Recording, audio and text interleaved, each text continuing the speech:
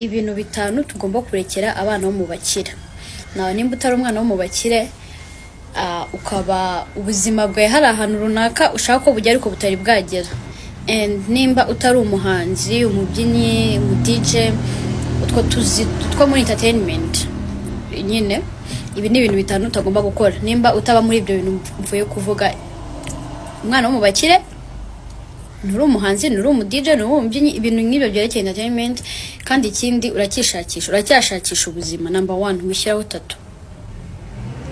Wishyiraho tatuwaje ivaha ikagera ha ku kuguru, ku gahanga, urikumva, ku gahanga usharijeho indogobe, inzoka.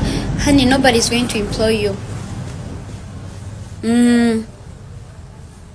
Simvuga twa tutatu dutoya tw'utu butterfly, turabyo tugambo twiza, bya bitatu binini.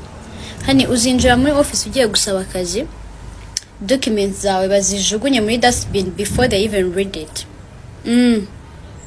Before they even read them, they are going to throw them away.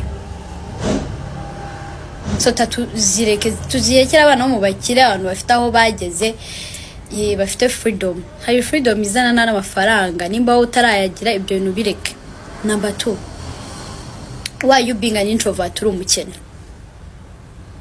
Ntabwo nkunda gusohoka iwanjye, nkunda kuba ndi mu cyumba cyanjye. I don't like socializing with people. Uri umukene and you don't like socializing. None se bizagenda gute? Abantu bazakubona gute se ngo baguha akazi? Ibyo ngibyo ko mu introvert tubirekera abantu bafite aho bageze, bafite urwego runaka bamaze kugeraho. Not you as a poor person. Socialize with people. That is the only way you are going to get a job. Number 3, kubera iki uri kwambara skimpy clothes? Why? Uri kwambara ubusa kandi ngo uracyakeneye ko abantu baguha akazi, they take you serious. Honey, this is Africa. People are going to judge you. Yes, they are going to do that. Kandi usange mu buzima busanzwe uri umukobwa uzi ubwenge, uri umusore uzi ubwenge, ariko ukuntu wambaye nta muntu ushaka kwicana nawe, nta muntu ushaka kuguha akazi, nta muntu ushaka kuganira nawe, especially mu manama. Ugiye mu nama runaka wambaye ubusa, ugiye muri office y'abandi wambaye ubusa, they are going to judge you. Ku bashuti bawe ntacyo bitwaye, ariko ku bandi bantu we are still living in a society aho ibintu bimwe na bimwe bitari byemerwa. Niko kuri, niko bimeze. Number 4,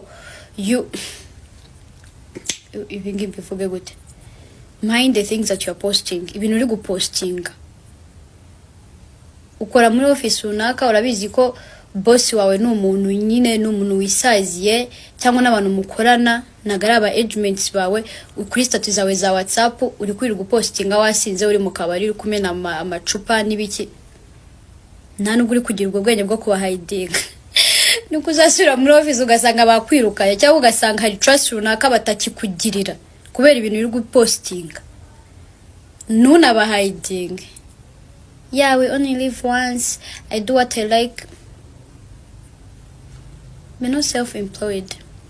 Wikora ibyo bintu bituma ku kazi badashobora kuguha promotion, badashobora kugufata nk'umuntu uri serious. Number 5, nzakibabwira nyuma, ariko reka nyivuge. Number 5, kubera icyo utazi kuvuga neza.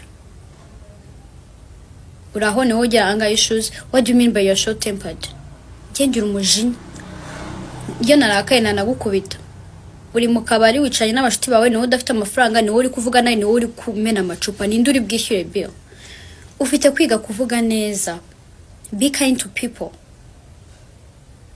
Nimba utanabizi, learn. Bimenye, byige,